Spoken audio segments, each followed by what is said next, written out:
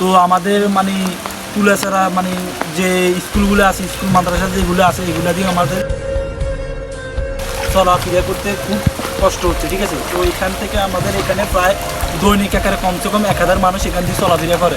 তো অনেক মানুষের দেখা গেছে পানির কারণে, বা অনেকের মানে স্বামী প্রবাসে, বা ভাই বোন আছে, ভাই নাই, কিন্তু অনেকজনের দেখা গেছে বাজার সদাই এগুলো আনতে অনেক কষ্ট হচ্ছে, ঠিক আছে। তো আমরা মানে এগুলাই বলতে চাই যে আল্লাহ তাআলা যেন আমাদেরকে এই মহামারী বন্যা থেকে আমাদেরকে যেন রক্ষা করে, ঠিক আছে। আর আমাদের ছাড়ে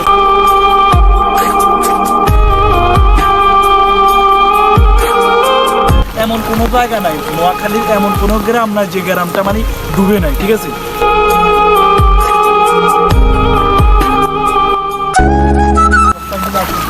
আসলে পানিতে ডুবে,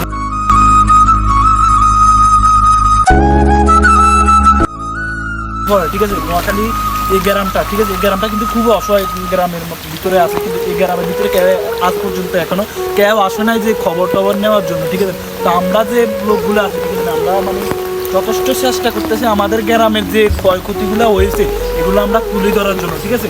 তো আসলে যেটা আমরা বলতে চাচ্ছি যে আমাদের মানে কষ্টর কোনো সীমা নাই, ঠিক আছে। যে বন্যাগুলো হচ্ছে মানে আল্লাহ তাআলা এটা কিছু করার নাই, আল্লাহ তাআলা দিচ্ছে, এটা চেষ্টা করতে হবে, নিজে যথেষ্ট পরিমাণ চেষ্টা করতে হবে যেন মানে এই মহামারী থেকে আমাদেরকে রক্ষা করে।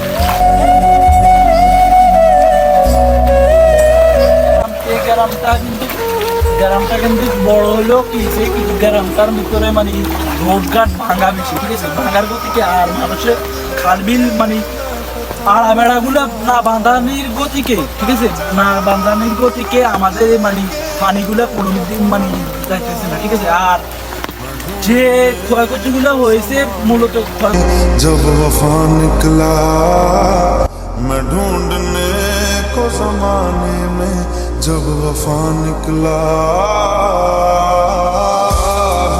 মানুষের ঘর বাড়ি যেগুলো আছে এগুলো সব কিন্তু ডুবে গেছে। অনেক মানুষের দেখা গেছে আশ্রয় কেন্দ্রে গেছে, কিন্তু আশ্রয় কেন্দ্রের ভিতরে কিন্তু পানিটা ঢুকার সম্ভাবনা বেশি।